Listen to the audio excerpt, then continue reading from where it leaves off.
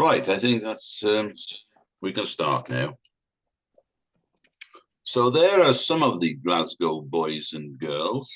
You can see Charles René McIntosh, the dapper suave character at the bottom there, and then we'll meet some of the others later on. So the Glasgow Boys and Glasgow Girls, they were a group of radical young artists, most of whom came from Glasgow, obviously, or thereabouts, who rebelled against the jaded Victorian passion for Highland scenes and narrative painting. So in a sense, they were a secessionist group, you might say. So we're going to start. There are far more boys and girls in this talk, I have to say, mainly because of the information one's able to glean about them. So we'll start with some of the boys in inverted commas. We'll start with Sir James Guthrie. You can see his dates there. Best known as a painter of Scottish realism, Guthrie was born in Greenock, originally enrolled at Glasgow University to study law. But in 1877, he abandoned this in favor of painting. He was mostly self-taught. In 1879, he moved to London to study painting, but later lived most of his life in the Scottish borders. Since 1883, particularly in Berwickshire, where he painted some of his most important works. We've got one here now. This is called Hind's Daughter, and the daughter is in a cabbage patch, as you can see.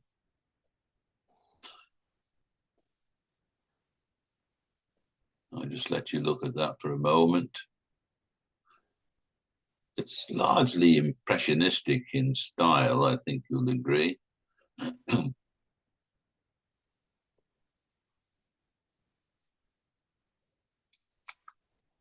And then we have this one called Schoolmates, and there they are with broad smiles on their faces, trudging to school. Rather subdued colors in this painting, which would match their mood, I'm sure.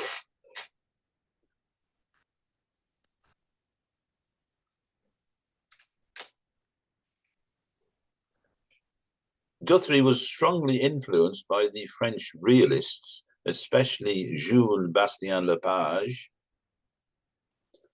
By 1885, he turned his attention to portrait painting, and he made a name for himself as a portrait painter.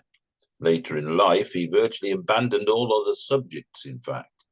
And he was commissioned by many of the rich and famous of his day to paint their portraits, including Winston Churchill, Earl Haig, and Lloyd George. Now, Old Willie here obviously was not so famous.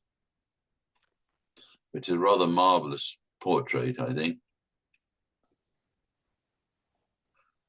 We don't know who Old Willie is, but presumably he was a local man from Kirkcudbright, possibly, and with a very dour expression on his face, and his clothes seem to match that dour expression, painted in greys and dark colors and blacks. Very determined expression on his face. You get a real sense of this man, I think, this man's character. It's a very impressive portrait.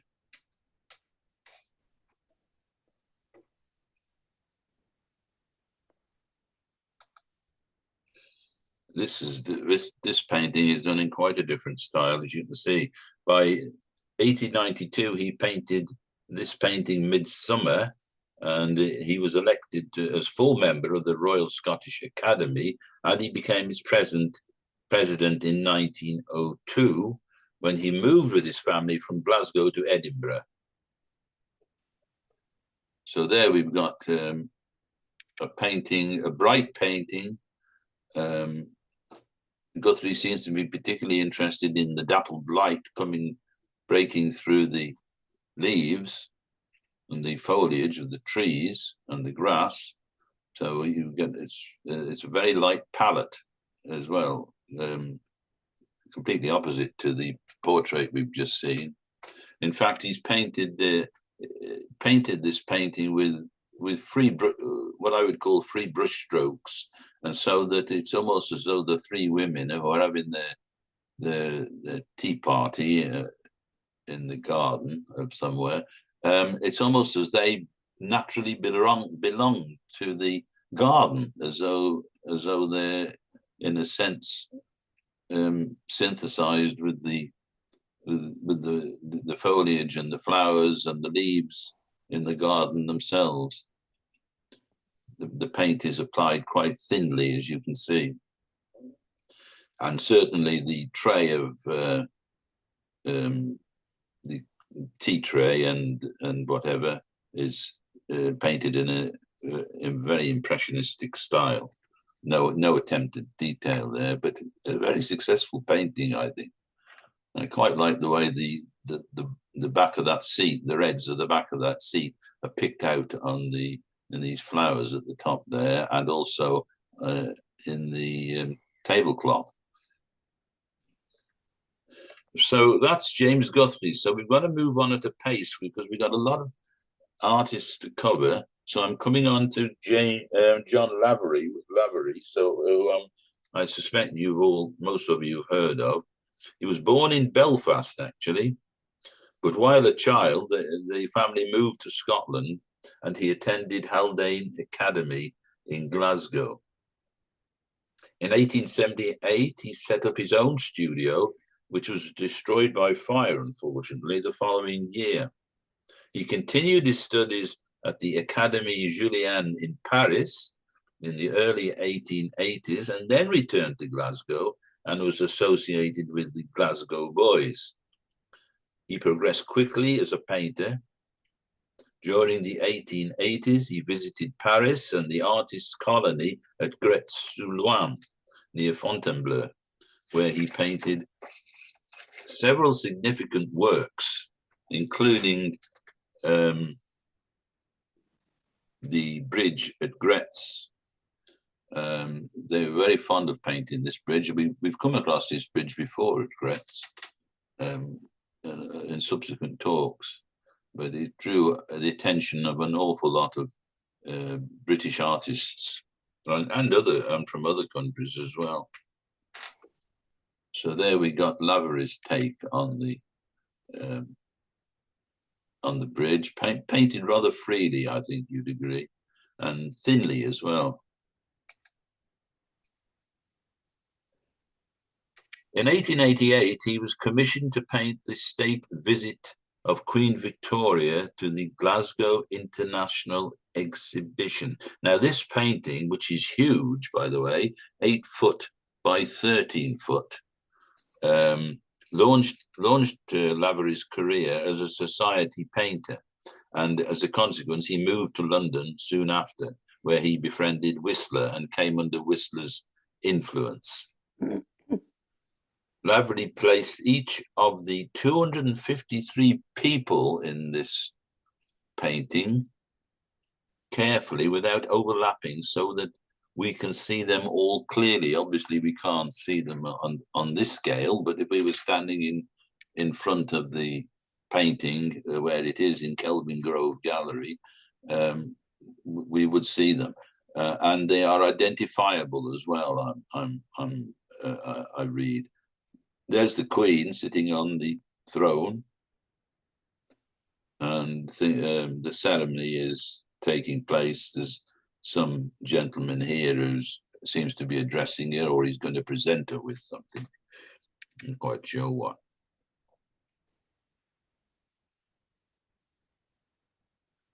Health issues prevented him from being a war artist in World War I.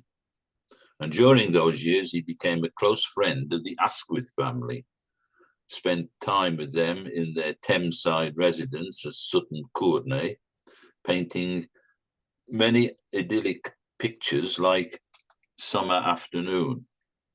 So this painting is of quite a different register than the previous one, obviously. It's a serene painting. We're back to the style that he employed with the Bridget Gretz.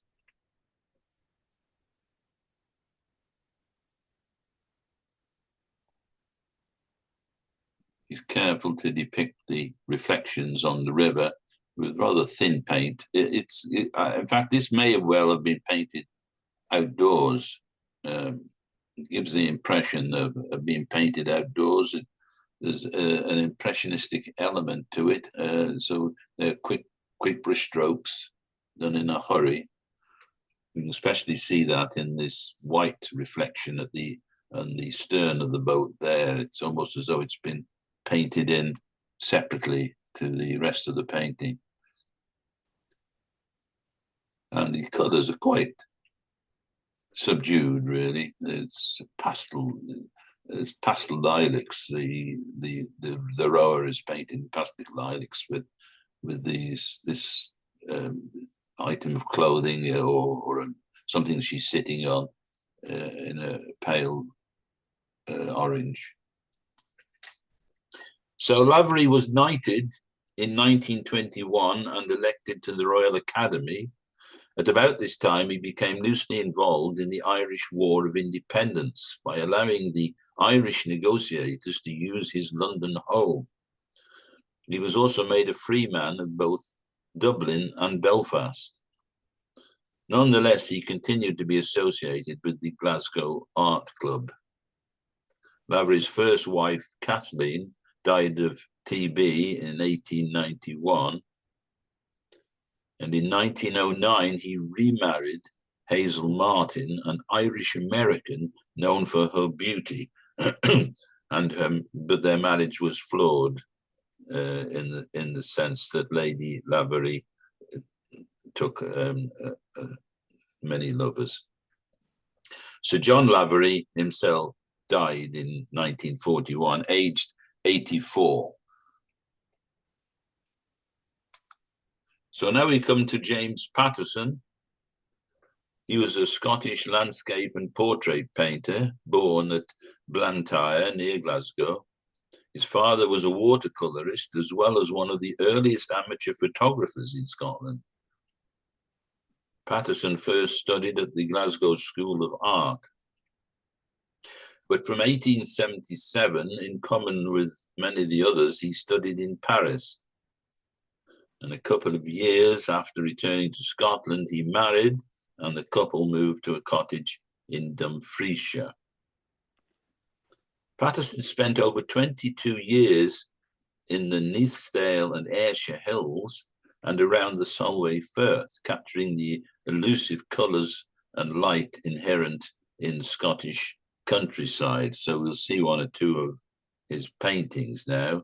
This painting is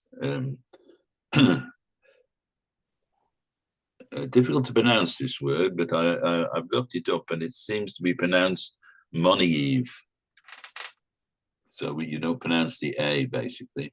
So it's a delightful landscape, I think. The colours are quite subdued, but they're very bright. So you get an impression of an early morning walk, I think, with the sheep, passing the sheep in the field. This tree is particularly well painted. And then the houses in the distance with the smoke, it's quite evocative. I don't know the area at all, but I mean, it's very evocative of an early morning walk in the countryside, I think. And obviously it's going to be a nice day. Looking at the sky, it's starting to break up. Little patches of blue coming through.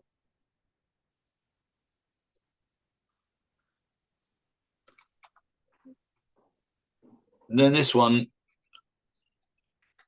is somewhat disappointing after the previous painting, I think. Castle Fairn. The Castle Fairn is in Dumfries and Galloway. And Well, I'll just let you look at this painting and see what you think about it.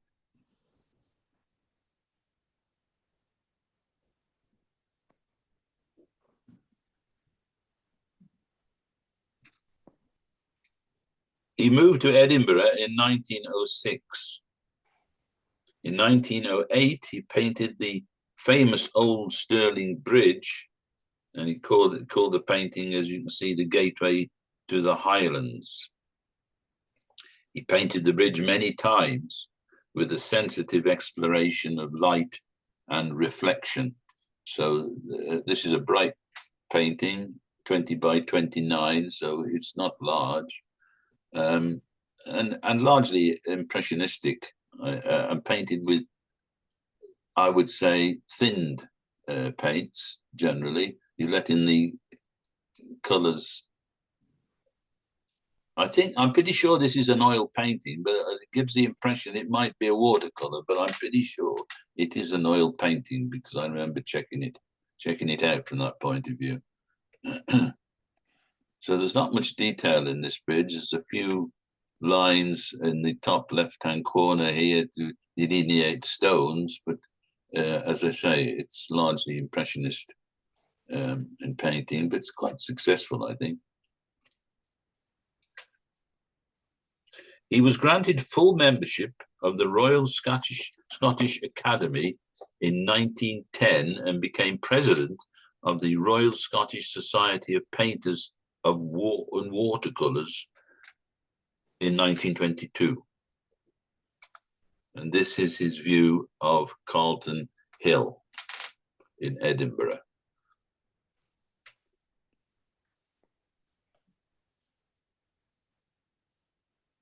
It gives me the impression that it's slightly out of focus, like a photograph that's slightly out of focus. It might be the quality of the reproduction of the photographs. So you probably need to see the actual painting in the flesh to appreciate it. I don't think you can appreciate it really from this reproduction, this illustration. But that early morning walk of Patterson's leaves one with a lingering impression, I think, of a fine artist. So now we come to the poster boy of the Glasgow Boys, Charles René Mackintosh. He was known more for his architecture, as you'll probably realize, and design work. But he was also a painter of watercolors and an artist in his own right. He was born in Townsend, Glasgow. Where did he get the name René from? That was his mother's maiden name, apparently. Mackintosh entered the architectural profession in 1884 and 5 years later joined a major architectural practice. In 1901, he was made a full member of that practice. Around 1892, Mackintosh met his wife, Margaret MacDonald, at the Glasgow School of Art. She was one of the Glasgow girls, along with her sister Frances, and we shall meet them later on when we dispense with the boys. His fellow student, Herbert McNair, married Frances and the following year, and the group worked together and became known as the Four. So the two sisters, one married Mackintosh and the other married McNair, and they were known as the Four. Mackintosh lived much of his life in Glasgow and was heavily influenced, like others of the group, by Japanese design, especially for its restraint and its simple form. Mackintosh took his inspiration from his Scottish upbringing and blended them with the swagger of the Art Nouveau and the simplicity of the Japanese technique. But while working in architecture, Mackintosh developed his own style and contrast between the strong right angles and floral decorative motifs. motifs, I suppose you pronounce that. The project that made his international reputation was this very building, the Glasgow School of Art, completed in 1909. Now, the School of Art building, renamed as the Mackintosh Building, as you'll remember, because this has happened quite recently, was ravaged by fire in 2014, and then a second fire in 2018, 4 years later, and which undid much of the restoration work that had already been commenced and caused almost terminal damage, if you remember from the news reports. However, plans to faithfully reinstate the building are afoot, and it's due to reopen as a graduate school in 2030.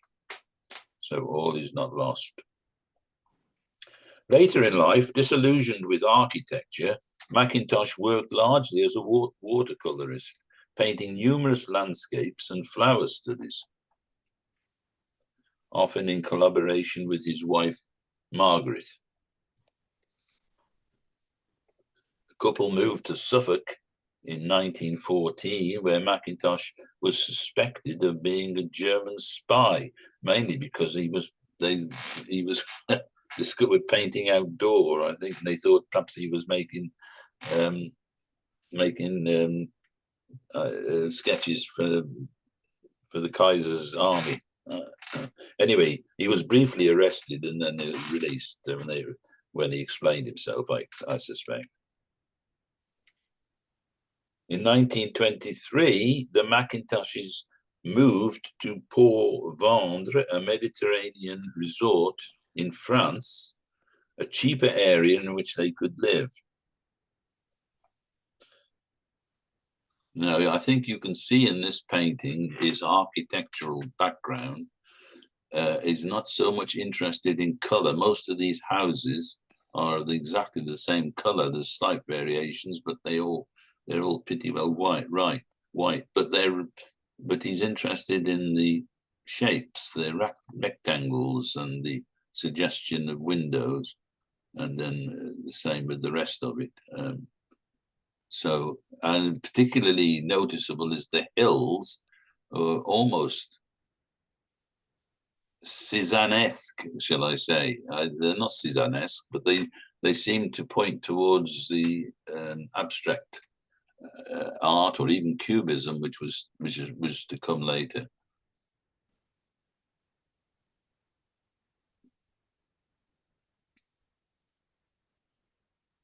So that's Mackintosh's Port Vendre.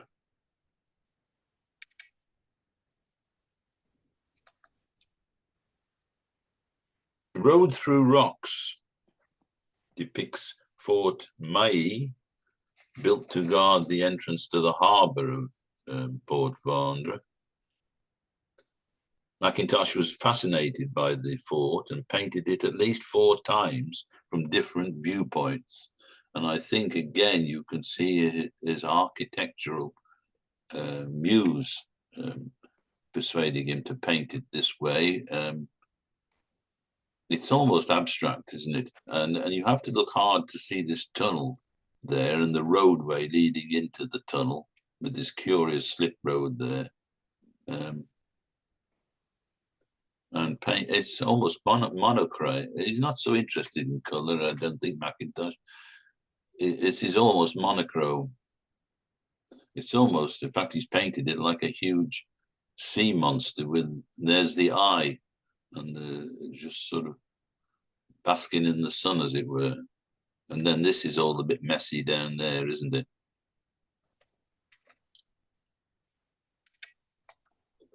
And again, with the rocks, this fascinated him as well, this rock formation.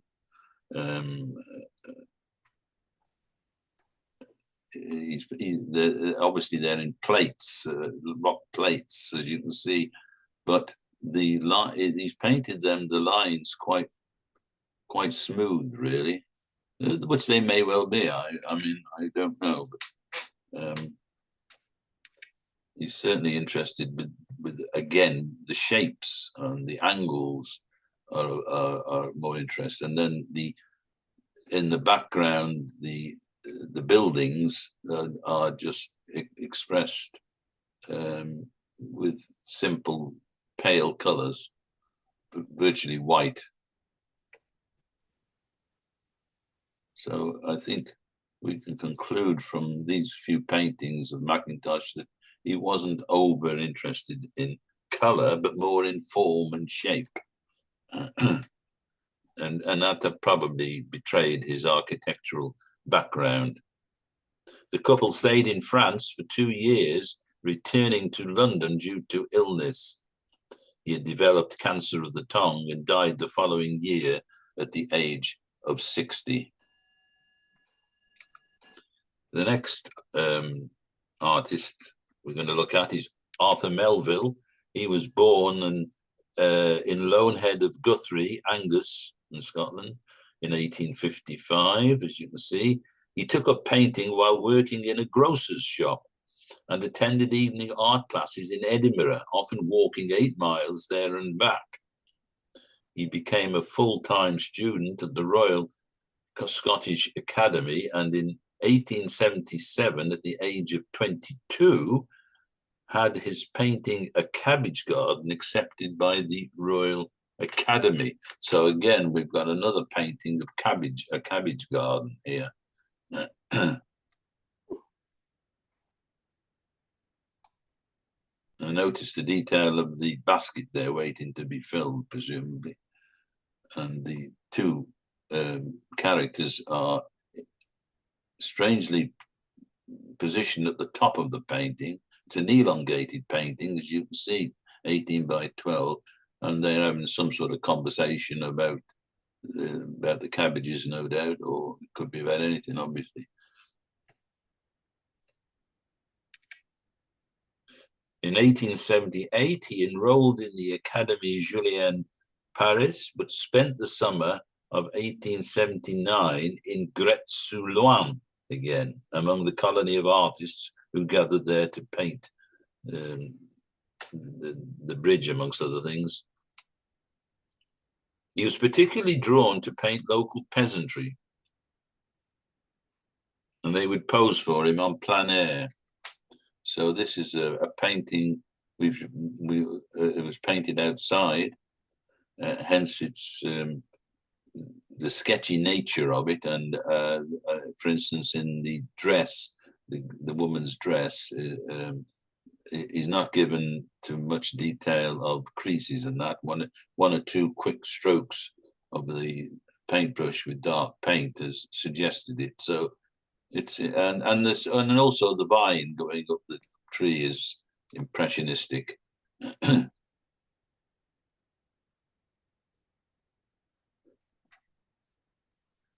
During his travels in the Middle East between 1880 and 82, he developed a technique for using watercolor on wet paper with gouache, described as blottesque. This involved using dabs of pigment and blotting them on with a sponge. This painting is of Baghdad, as you can see. So bear in mind, I think we can see that in this tree there, how they might have been, the paint might have been blotted on with a sponge.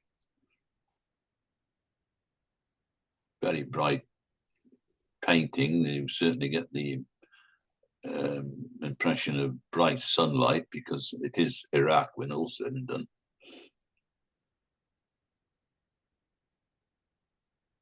I haven't got the dimensions. I couldn't find the dimensions of this painting, so I don't know how large it is. Sadly, Melville was little known during his lifetime. He was at his best in these colourful watercolours of Eastern life. And many of his paintings are today held in private collections. Here's another one of them, a Moorish possession in Tangier. And again, we've got these very blurred outlines achieved with this blottesque technique. How successful it works, I'll leave you to decide. Notice this contrasting color of this balcony here, these dark blue and reds.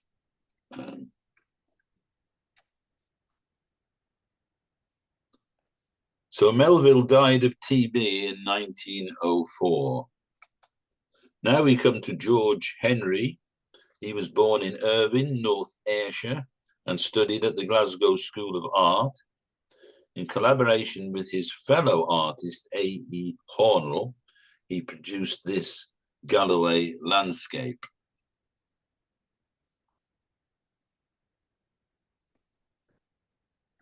Henry's importance consists in his influence on the Glasgow school, using richer and more decorative colours, as in poppies.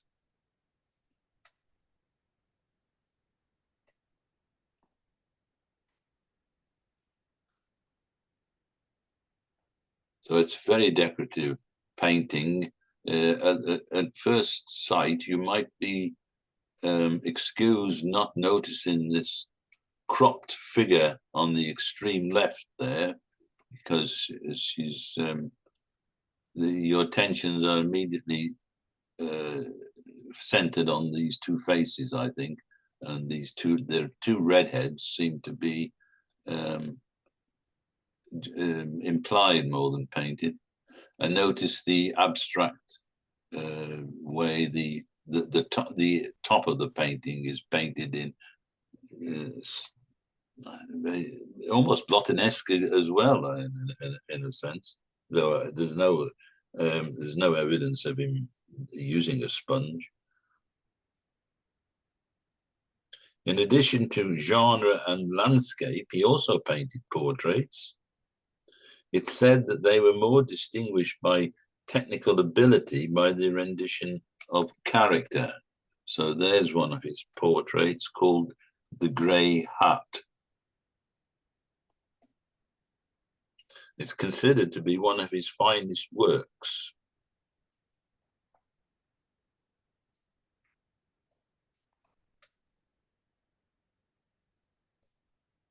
I don't think it's in the same. I don't think it's as good as Old Willie as a portrait myself, but it's technically well painted, I expect you'd say. This next painting is a far better portrait, I think, a better painting, ready for the theatre. Henry's pictures in public collections include this painting. The model of this elegantly pensive woman is Alice Perry. I don't know anything about Alice Perry, but she's beautifully painted, and you can see, I think you can see the influence of Whistler in this painting, painting her in profile, which is quite unusual. A wonderful choice of colours as well, this dark purple dress of hers, contrasting with the sage green of the upholstery there. And then this, we got this, I don't know what it is, escritoire, or maybe, I don't know what that piece of furniture is, but it certainly doesn't distract from the portrait in any shape or form. One's eye lingers on this shape, and notice how the head, this hat, I hesitate to use the word hat. I'm not quite sure, but I suppose it is a hat. Headwear then would perhaps be a better word to use, and how it curves over so that you've got a nice sweep down. Oh, sorry, I didn't mean to do that. Right, nice sweep down to the floor, as it were. This simple composition and its rich color, flattened perspective, was as inspired, as well as by Whistler, it's considered, but also the Japanese prints. In 1893, Henry visited Japan with his fellow artist and long-life friend, A.E. Hornell, who we'll look at in a moment, for an 18-month tour. His work thereafter had a strong influence of Orientalism. Throughout the first decade of the 20th century, Henry was a striking figure in the Chelsea art community, we're told, cutting a dapper Edwardian figure and often found wearing a kilt in the West End of London. So now we come to his close bosom friend, E.A. Hornell, Edward Atkinson Hornell. He was known by his contemporaries in the Glasgow Boys as Ned Hornell. He was born in Australia, actually, of Scottish parents, but at the age of 2, his family moved back to Scotland and they settled at Kirkcudbright in 1866. He studied for 3 years in the art school at Edinburgh and for 2 years at Antwerp. Then he returned from the Netherlands. When he returned from the Netherlands, he met George Henry, and as I say, they became fellow painters and long life friends, and both integral part of the Glasgow Boys. Hornell and Henry collaborated on this painting that you can see now, the Druids bringing in the mistletoe, a procession of Druidic priests. We're told the two worked side by side to achieve decorative splendor of color. Hornell boldly and freely employed texture effects produced by loading and scraping, roughening, smoothing, and staining. So that's a very colorful painting. That's the first thing that could be said about it, and it's quite abstract. And I can see elements of Klimt, although obviously Klimt comes later. In the way these figures are so outlined, they almost got a collage impression about it, and yet you've got these two cows' heads or bulls' heads. They're painted rather vaguely, and I think this character here is who's got a halo, so we've got to assume he's some sort of saint who's walking alongside the Druids' procession for whatever reason. And yet the actual figures in the procession are quite powerfully painted. Notice this face here. He's almost like a Red Indian. Gives me the impression of a Red Indian, and his face is broken up with scraped. I would say it's scraped with a palette knife to give that broken effect. With Henry,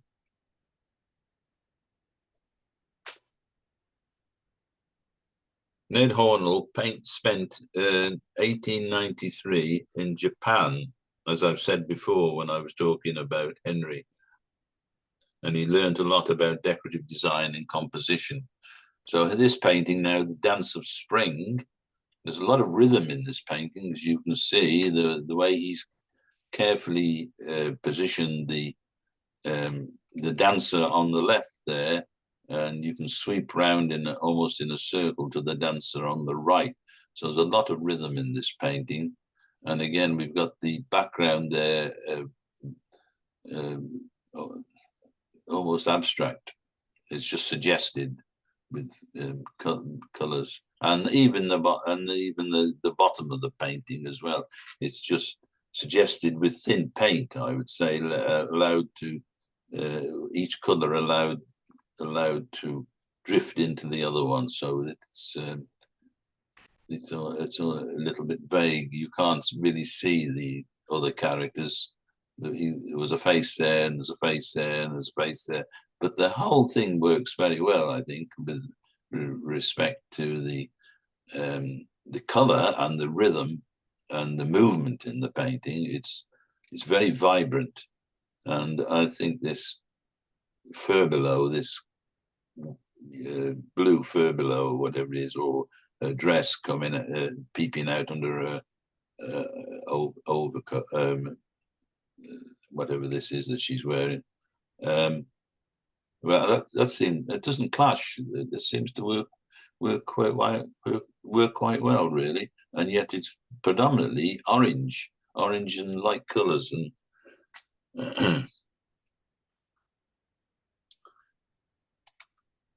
Now, as a result of this Japanese visit that they both made, he produced the Japanese Gardens in 1894. And there's definitely a suggestion of abstract art about this painting.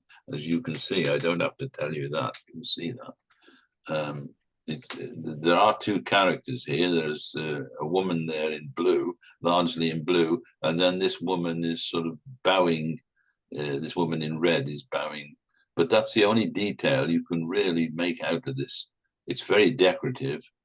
And as I said before, the colors sort of drift into one another. It's probably loosely painted from that point of view, deliberately so, I would say.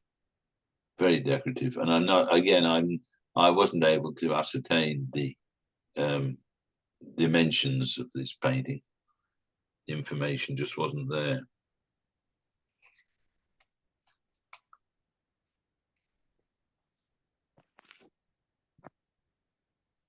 This is the spring roundelay. And it seems to me, looking at this, he's used the same model for each character. They look extremely similar to me, these characters. And it's very broken up. No attempt to create any sort of realistic representation of this dance, these girls dancing, presumably to welcome in spring, and again, strangely enough, the spring is not represented by, as you'd expect, by greenery, but there is some green at the top there, but the colours seem to float in from the dancers, so they're all in one. It's a design, it's a pattern, it is what it is, I think you'd have to say. And there's a autumn now. This is the last painting we shall see of the Glasgow Boys. So feast your eyes on that. We're gonna see the distaff version shortly. So again, this is autumn, and as we'd expect, we've got browns and ochres and yellows and we got the white swans. There's 4 swans there on this pond, and these 2 young girls just languishing on a bank. I suppose that's what they're doing. But you've got a nice rhythm here, nice curves. It's quite a serene painting, I think. But it's very busy as well, you'd have to say, despite it being a serene subject. As far as the fallen leaves are concerned, they're quite busy at the bottom of the painting, as you can see. They're almost falling on the 2 girls as they lie there.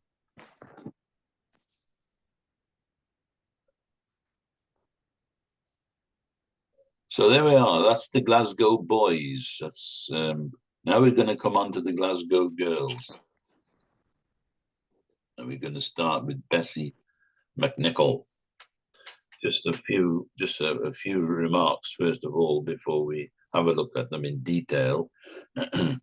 They were active between 1880 and 1920. Now, besides the 3 we're going to look at, who were essentially the MacDonald sisters and Bessie McNichol, there's also Helen Baxton Brown, Stansmore Dean, and Annie French. They should be included, but unfortunately, information is very hard to find about them. And I've struggled to find any examples of their work on the net for whatever reason, I don't know. So we're going to concentrate on the 3 main exponents, the MacDonald sisters and Bessie McNeill, as you can see here. Bessie was born in Glasgow and grew up with her 2 sisters, with whom she shared her love of music. She attended Glasgow School of Art from 1887 until 1892. and afterwards studied art in Paris, as many of them did, at the Académie Colarossi, which is one of the first of the Paris studios to offer classes in which women trained alongside men. However, she gained little from the experience, feeling she was being constantly repressed rather than encouraged. Some of you will think no surprise there then.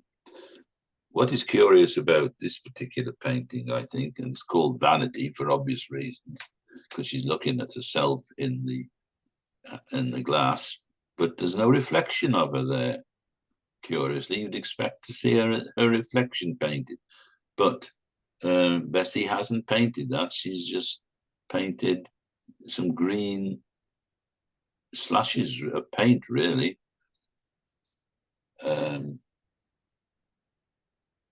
So far as the colors of this, I mean, the skin is painted very smoothly and very well, and then the rest of the painting is suggested as it's again she's fallen under the spell of the Impressionists, I think. So she's more interested in color. So we've got the greens, of course, the green at the bottom there, the green in her shoe there, and the green of this wrap that she's sitting under.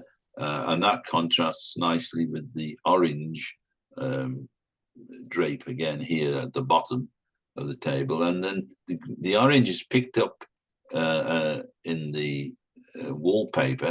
I'm assuming it's wallpaper, especially just delicately picked up here and there. And then the greens, on the other hand, on the right-hand side, are subtly picked up again on the wall, or whatever we're looking at. There's no detail to tell us what we're actually looking at there, so we'll have to assume it's the wall. And then we've got in the middle of the painting, so to give her a head to stand, make her head stand out, to give a nice bright background to her auburn hair. We've got these window curtains, I suppose they must be.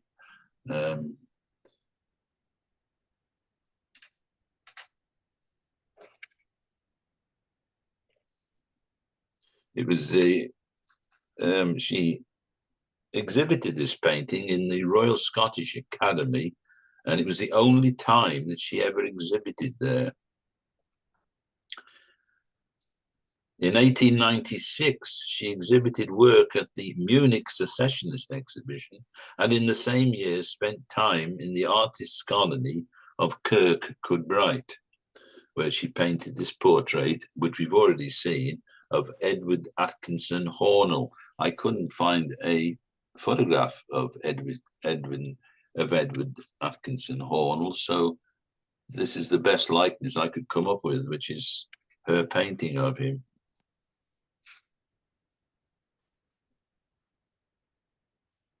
We got the Japanese influence in the background there. There's 2 or 3 Japanese characters in the background, and we've heard that he spent some time in Japan, so I suppose that's to represent that. And we've got some calligraphy in the top left-hand corner there, as you can see. On the other hand, the portrait, especially the clothes, are painted with quick brushstrokes and almost sketched in, really. And then the paint brushes at the bottom there sort of finish off the painting as a sort of dais which the painting is situated. But I think it's quite a strong portrait. We do get a certain idea of what this man actually looked like, and his determination and his fortitude, especially around the mouth there, I think. In 1899, she married and set up a large studio at the back of her house in the Hill Head area. McNichol painted in oil and watercolor. She was known for her masterful command of color, light, and texture, while her portraits were admired for their psychological depth.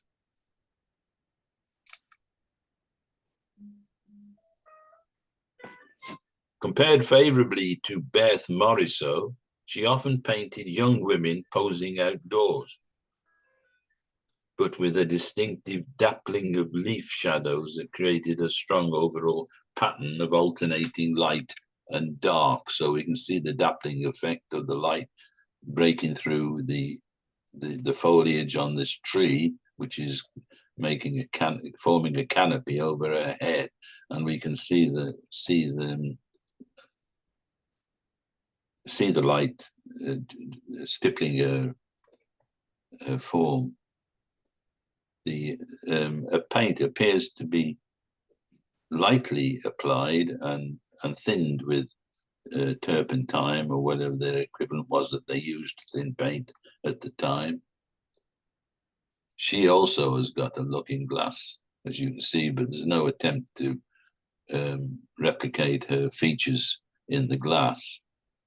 And notice how the dappled light is unashamedly blotched onto a plate or face, almost as though it's a disfigurement, but it's not. It works very well, I think. There's a certain abstract element to this painting as well.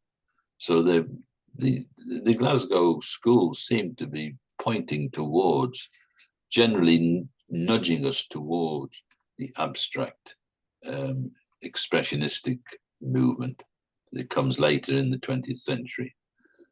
And the bouquet of flowers there that she's holding, of course, is impressionist in technique. This is the painting is a very small painting. It's called Two Sisters, 11 by 15. Again, we can see it's patterned.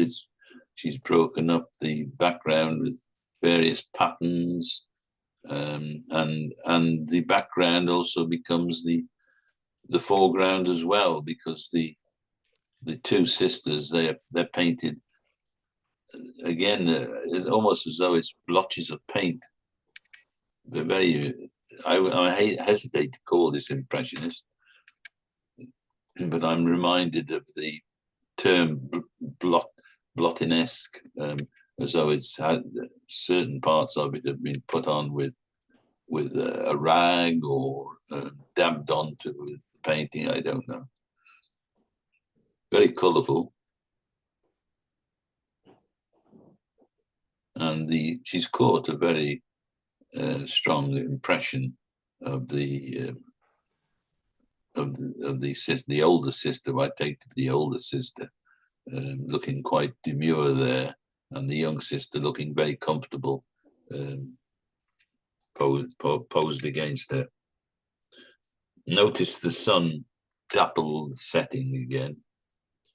Her work is accomplished generally with loose brushwork, using a bright palette, as we can see here, an extraordinarily free technique for Scottish art of that period, with areas which are almost abstract, as I've said. So we can see why looking at these paintings now, we're beginning to get the sense of why this group stood out against the traditional realist art of the late Victorian period and the early 20th century, and why they were considered to be a movement of not a movement exactly, but they were certainly an allegiance of their own. During her lifetime, her paintings were exhibited in Scotland and London, as well as in several European American cities. Her work is held in the collections of the Kelvin Grove Museum, as well as the Hunter Aryan Museum and art galleries in Glasgow. Tragically, McNichol died young in childbirth in 1904 at the young age of 34. So now we come to Charles Rennie Mackintosh's wife, Margaret MacDonald Mackintosh, hence the form of her name there, as you can see. So she was one of the two MacDonald sisters originally, but obviously kept the name MacDonald when she married Mackintosh. She was actually born in England, as was her sister, in Tipton, Staffordshire. Her father was a colliery manager and engineer. However, by 1890, her family had settled in Glasgow, and Margaret and her sister Frances enrolled as day students at the Glasgow School of Art. In 1896, the pair worked from their studio in Hope Street, Glasgow, where they produced book illustrations and worked in a variety of media inspired by Celtic imagery and folklore. Margaret later collaborated with her husband, Charles Rennie, but was somewhat marginalized because of his fame. Yet he once told her, and I quote, "Remember, you are half, if not 3/4, of all my architectural work." And he also went on to say, "Margaret has genius, I have only talent." So you'll have to decide whether that's condescending or not. She contributed to more than 40 European and American exhibitions. Reception of her work was mixed, and it was commented that the gaunt, linear form of her artwork appeared to show the influence of Aubrey Beardsley, and I think you can see that very readily. Most of her work in the 1890s was done in collaboration with her sister, particularly following the opening of their studio together.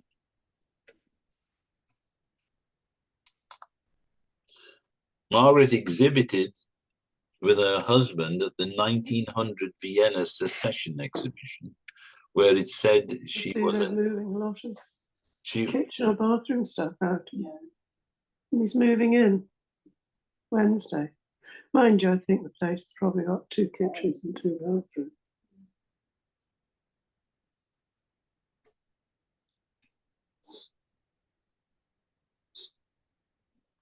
Margaret exhibited with her husband and in the 1900 Vienna Secession. In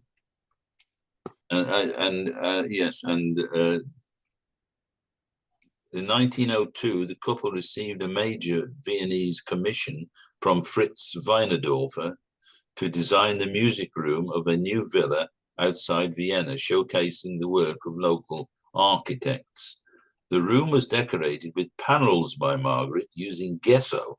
Now, gesso is white paint mixed with chalk, gypsum, and pigment used to coat rigid surfaces, such as wood panels, as these were. So these were very small, as you can see, 8 by 8 inches. And this one on the left is the Opera of the Winds, and the one on the right is Opera of the Seas. And you can see why she might have influenced Klimt with these paintings. He was painting at around about the same time. Very garish.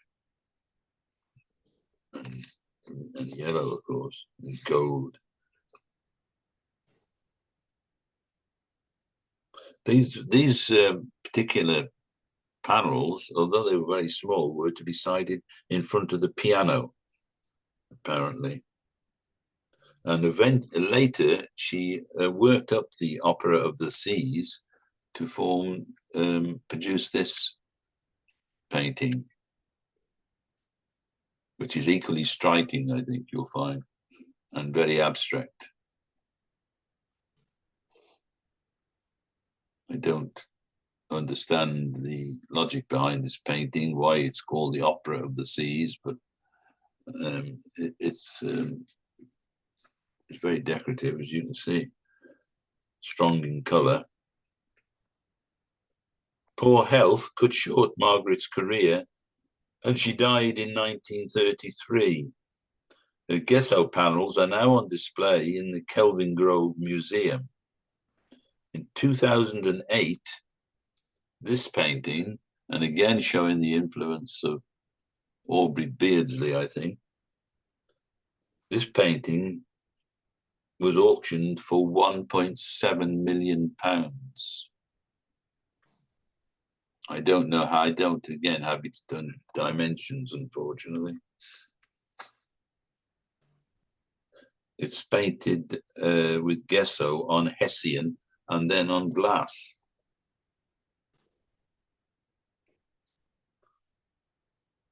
So then we'll come to her sister now, Frances MacDonald, her elder sister. She was another renowned artist and designer from the Glasgow School. She too was born in Staffordshire. In 1899, she married the artist James Herbert McNair, and with Margaret and Charles René, because of their similar stylistic approach, they became known as the Four. Frances also worked in other mediums, including embroidery, metalwork, and watercolors. The sisters exhibited in London, Liverpool, and Venice. After Frances married McNair, she joined him in Liverpool, where he was teaching at the University College there. She too began teaching. In the early 1900s, they exhibited all over Europe. However, McNair was drinking heavily and lost his post at the university in 1905. The loss of the McNair family wealth through business failure also encouraged them to return to Glasgow in 1909, when Frances produced this painting, The Sleeping Princess. No, that's all right.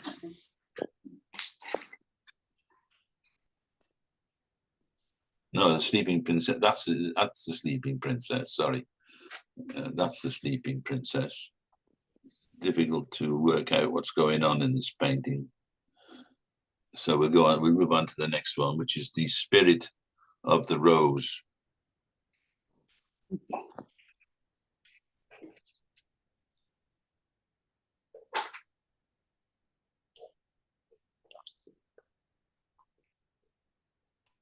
And then this painting, man makes the beads of life, but woman must thread them.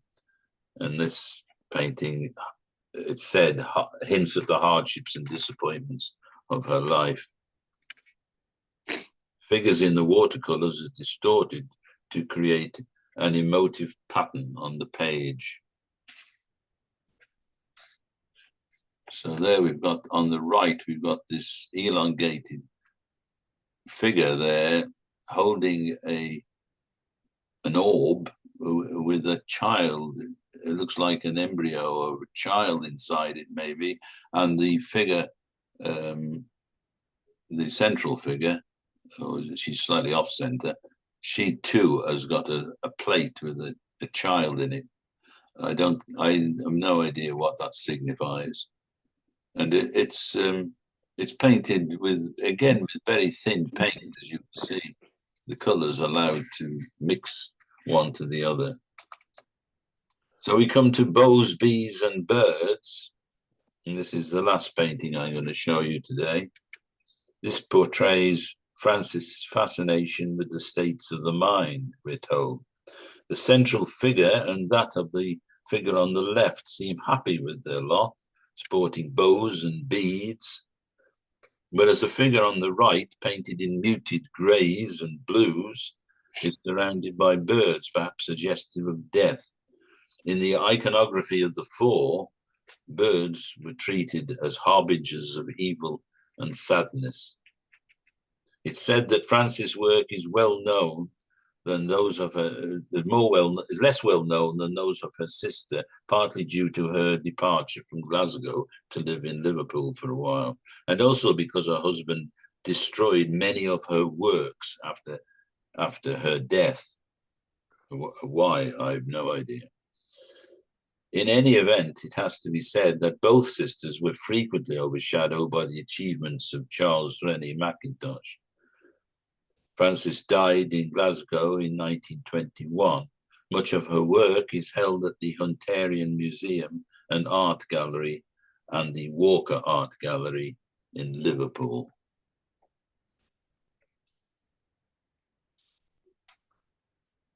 So that's all I've got to say today about the Glasgow School of Art.